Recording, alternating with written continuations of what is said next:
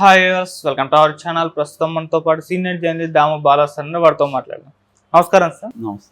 Sir, Sobhita and Naga Chaitanya వీళ్ళు engagement చేసుకున్న తర్వాత సమంత గారు రియాక్ట్ అవుతారా లేదా అని చెప్పి సోషల్ మీడియా విస్తృతంగా చర్చ జరిగింది. అయితే ఇప్పుడు సమంత గారికి చెందిన ఒక వీడియో సోషల్ మీడియాలో వైరల్ అవుతుంది. ఆమె ఏడుస్తూ అది ఎంగేజ్మెంట్ పట్ల రియాక్ట్ అయినట్టుగా చెప్తున్నారు. మరి నిజంగా సమంత గారు ఇది ఎంగేజ్మెంట్ తర్వాతే పెట్టారు, అంతకు ముందు వీడియోనా, అసలు ఆమె ఏ విధంగా రియాక్ట్ అయ్యారు? అదేవిధంగా సమంత గారి ఫ్రెండ్ ప్రీతం అనే వ్యక్తి కూడా ఇన్స్టాగ్రామ్ లో ఒక పోస్ట్ పెట్టారు ఎంగేజ్మెంట్ కి సంబంధించి. ఆయన ఏం పెట్టారు? ఇది మామూలుగా అదేదంటారు, కోతిపుండు బ్రహ్మరాక్షస్ అనే ఒక సామెత ఉంది. అంటే చిన్న ఒక దీన్ని తీసుకొని దాన్ని బ్లోఅప్ చేస్తారు మనోళ్ళు. మీడియా ఏం చేస్తుందంటే నిప్పు లేకుండా కూడా పొగను సృష్టించి నిప్పు ఉంది దీంట్లో మండుకునిందని క్రియేట్ చేసేదే ఇవాళ ఉన్న మీడియా చేస్తుంది. నిజానికి సమంత నాగ చైతన్య ప్రేమించుకున్నారు, పెళ్లి చేసుకున్నారు, విడిపోయారు. విడిపోయి కూడా 21లో విడిపోయి 3 ఏళ్ళు అయింది. ఆ తర్వాత నిజానికి వాళ్ళ ఎవరి జీవితాల్లో వాళ్ళు ఉన్నారు. ఆమె ఇష్టం వచ్చిన అమ్మాయిలతో తిరగచ్చు, అబ్బాయిలతో తిరగచ్చు, ఇతను ఇష్టం వచ్చినట్టు ఉండొచ్చు with in the legal framework. అంత తప్ప దీంట్లో మోరల్గా ఎవరిని మనం జడ్జి చేయలేము. ఇతనిది తప్ప ఆమె తప్ప ఇప్పుడు మనకు తెలియకుండా మనం జడ్జిలు చేయలేము. కాబట్టి ఏదేమైనా వాళ్ళు ఇప్పుడు అతను వేరే అమ్మాయితో ప్రేమలో పడి వాళ్ళిద్దరూ పెళ్లి చేసుకుంటున్నారు. నిశ్చితార్థం మొన్న అయింది, గురువారం అయింది. ఇది కదా ఎపిసోడు. దీన్ని ఏం చేస్తున్నారు, ఏదో ఒకటి క్రియేట్ చేస్తున్నారు. నిజానికి సమంత ఈ నిశ్చితార్థం తర్వాత రియాక్ట్ అయ్యి పోస్ట్ పెట్టలేదు. ఆమె మొన్న అక్కడ వినీష్ పోగొట్టుకు సంబంధించి ఒక పోస్ట్ పెట్టింది. ఇట్లా అంటే ఓటమి గెలుపులు ఆమె జీవితానికి కూడా అప్లై చేసుకొని పెట్టింది. మామూలుగా సమంతకి ఈ అలవాటు ఉంది, ఎక్కడేది జరిగినా రియాక్ట్ అయ్యి తన లైఫ్కి అప్లై చేసుకొని తను పెడుతూ ఉంటుంది. సో అలాగే ఆమె పెట్టింది. ఆ పోస్ట్ని దీనికి అప్లై చేసి రాశారు. రెండవది ఒక పాత పోస్ట్ ఉంది, అదేంటంటే నాకు విడాకుల తర్వాత నన్ను చాలామంది సైలెంట్గా ఉండమన్నారు, ప్రత్యేక సినిమాలో రోలు పుష్పలో అది చేయొద్దన్నారు, ఐటమ్ సాంగు, ఇవన్నీ కొంతమంది చెప్పారు నాకు. మా ఇంట్లో ఎక్కడికి కదలదు, ఇంట్లోనే కూర్చోన్నారు. నేనెందుకు ఇంట్లో కూర్చోవాలి, నేనేం తప్పు చేశాను, నా పెళ్ళికి నేను ఎంతో నా పెళ్ళిని నిలబెట్టుకోవాలని ఎంతో నేను ప్రయత్నించాను, కానీ కుదరనప్పుడు నేను I have to move on కదా జీవితంలో. నాకు నచ్చినట్టుగా నేను బతుకుతాను, దానికి కాదనే హక్కు ఎవరికి ఉంది అన్నట్టుగా ఆమె పోస్ట్ పెట్టింది. అది ఇప్పుడు పెట్టిందని ప్రచారం చేస్తున్నారు. ప్రచారం చేసి నా హృదయం మొక్కలైందని, లేకపోతే ఇలా శోభిత అనే మేమిద్దరం విడిపోవడానికి కారణము వీళ్ళిద్దరూ ఎప్పటి నుంచో 6 ఏళ్ళ నుంచి వీళ్ళిద్దరికి పరిచయం ఉంది, ఇలాగా ఒక స్టోరీ అల్లేసి చెబుతున్నాను. నిన్న నాగార్జున కూడా ఒక వెబ్సైట్కి ఇంటర్వ్యూ ఇచ్చినప్పుడు శోభిత నాగ చైతన్య 2 ఏళ్ళ నుంచే వాళ్ళకి పరిచయము, నాకు ఆ అమ్మాయి 6 ఏళ్ళ నుంచి పరిచయము, గూఢాచారి సినిమా అప్పటి నుంచే పరిచయం నాకు ఆ అమ్మాయి అని అతను చెప్తున్నాడు.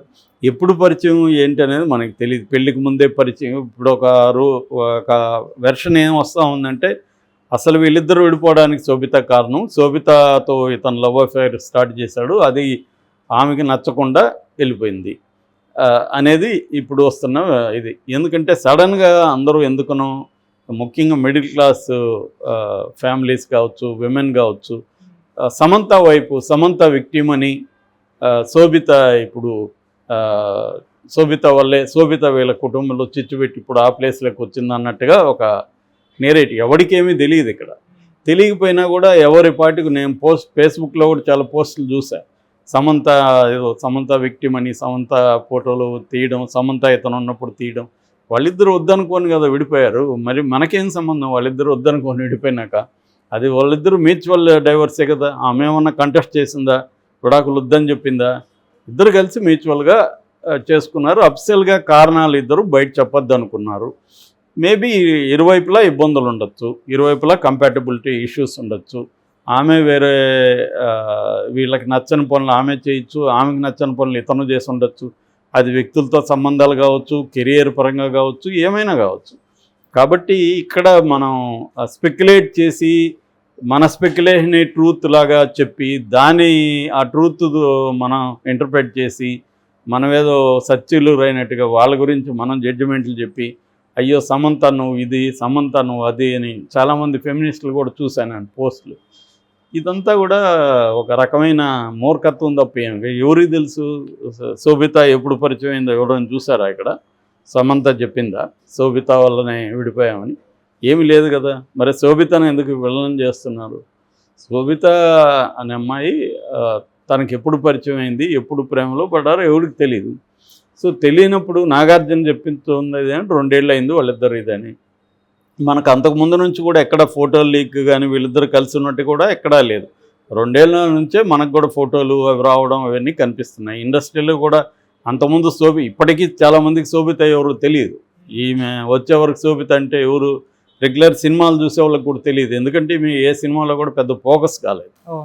కాబట్టి శోభిత వ్యక్తిం అని చెప్పలేము. అట్ ద సేమ్ టైం ఇంకొక ప్రీతం జవాల్కర్ అని అతను స్టైలిస్ట్, హెయిర్ స్టైలిస్టు అవంతా సమంతకి. యాక్చువల్గా అతనికి ఈమెకి రిలేషన్షిప్ ఉంది అందుకని విడిపోయారని కూడా అప్పట్లో నాగార్జున అభిమానులు ట్వీట్లు అవి చేశారు. ఎందుకంటే వాళ్ళిద్దరూ చాలా క్లోజ్గా ఉన్న ఫోటోలు రిలీజ్ అయినాయి అప్పట్లోనే. ఆ తర్వాత ఈ ప్రీతం జవాల్కర్ అని అతను గే అని, అతనికి ఈమెకి ఏమి అఫైర్లు ఉండే ఛాన్స్ లేదు, అతను గే కాబట్టి అని అతను క్లోజ్ ఫ్రెండ్ చాలామందికి అనే వార్త వచ్చింది. ఏదేమైనా అతను ఇప్పుడు ఒక పోస్ట్ పెట్టాడు. అదేంటంటే కంగ్రాట్స్ పతిత అని పెట్టాడు. వాడు విచిత్రంగా పెట్టాడు. కంగ్రాట్స్ పతిత, రహస్యాలు అబద్ధాలు ఎల్లకాలం దాగు అట్లాడేదో ఒక మిస్టికల్గా పెట్టాడు. మరి ఎవరిని ఉద్దేశించి పెట్టాడంటే ఈమెనే ఉద్దేశించి పెట్టాడని ఒక నడుస్తుంది. శోభితనే అంటే శోభిత ఉద్దేశించి పెట్టాడు. శోభిత తనకు ముందుగానే అఫైర్లు ఉన్నాయి, దానివల్లే విడిపోయినారని. సో ఇవాళ ఇవన్నీ కామన్. ఇవాళ ఉన్న యూత్లో ఇద్దరు ప్రేమించి పెళ్లి చేసుకున్నాక వాళ్ళు ఒకరితో ఒకరే జీవితాంతం కలిసి ఉండాలనే పరిస్థితి లేదు ఇవాళ. ఎందుకంటే వాళ్ళకి అఫైర్లు పెళ్ళికి ముందు ఉంటాయి, అవి కంటిన్యూ అవుతాయి, పెళ్లి తర్వాత కూడా అఫైర్లు ఏర్పడుతున్నాయి, మల్టిపుల్ రిలేషన్షిప్స్ ఉన్నాయి. ఇవన్నీ ఇవాళ ఉన్న లైఫ్లో ఇవి అందరికీ చాలామంది కామన్. ఇది దీన్ని ఎలా డీల్ చేసుకుని ముందుకెళ్ళాలనేదే వాళ్ళు ఎవరికి వాళ్ళు ఆలోచించుకోవాలి. సో ఈ అందువల్ల ఏమవుతుందంటే మనకి ఒక ఫ్రీడమ్ వచ్చింది. ఆ ఫ్రీడమ్ని ఫైనాన్షియల్ ఫ్రీడమ్ కావచ్చు, లేకపోతే ఇతర ఫ్రీడమ్స్ వచ్చాయి ఇవాళ. ఆ ఫ్రీడమ్ని ఎలా డీల్ చేయాలనేది, ఆ ఫ్రీడమ్ వల్ల వచ్చే సైడ్ ఎఫెక్ట్స్ ఉంటాయి కదా. నువ్వు నా ఇష్టం, నాకు 5 మందితో అఫైర్లు పెట్టుకోవాలనిపిస్తూ ఉంది, 5 మందితో నేను పెట్టుకుంటానన్నప్పుడు ఒకరు పర్మనెంట్గా కావాలనుకున్నప్పుడు మళ్ళీ క్రైసిస్ వస్తుంది.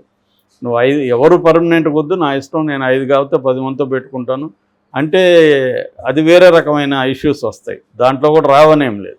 ఎందుకంటే హ్యూమన్ బీయింగ్స్ బేసిక్గా ఇర్రేషనల్గా ఉంటారు, ఎమోషనల్గా రియాక్ట్ అవుతారు, లాజిక్ని రీజన్ని ఫాలో గారు.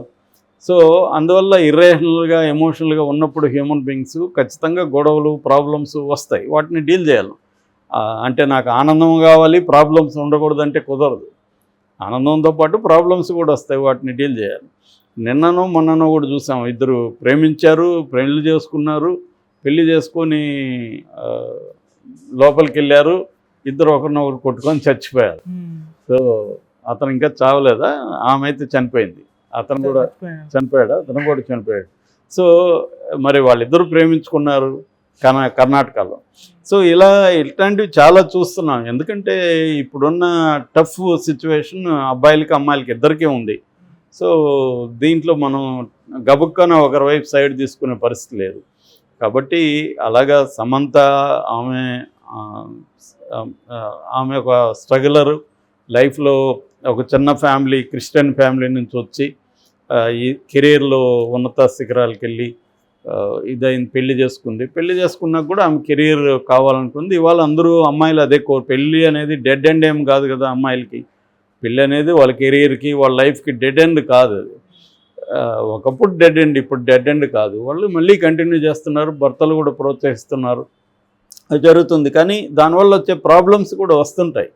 సో అలాగా వాళ్ళు వచ్చినప్పుడు దాన్ని సార్ట్అవుట్ చేసుకొని కూడా కంటిన్యూ చేద్దామని కొంతమంది అనుకోవచ్చు. లేదు మనకు కుదరదు అని విడిపోయి ఉండొచ్చు. విడిపోవడం అంత ఈజీ కాదు కదా, ఇద్దరికీ ఇబ్బందులు ఉంటాయి. ఎక్కువ ఉమెన్ ఖచ్చితంగా విడిపోయినప్పుడు ఎక్కువ కష్టాలు ఎక్కువ ఉమెన్కి ఉంటాయి జనరల్గా. పర్టికులర్ కేసులో అబ్బాయిలకు కూడా కొంత ఇబ్బందులు ఉండొచ్చు. జనరల్గా అయితే విడిపోయిన ఉమెన్, సింగిల్ ఉమెన్కి ఎక్కువ ఇబ్బందులు ఉంటాయి. ముఖ్యంగా పిల్లలు ఉంటే సింగిల్ పేరెంట్కి చాలా కష్టాలు ఉంటాయి.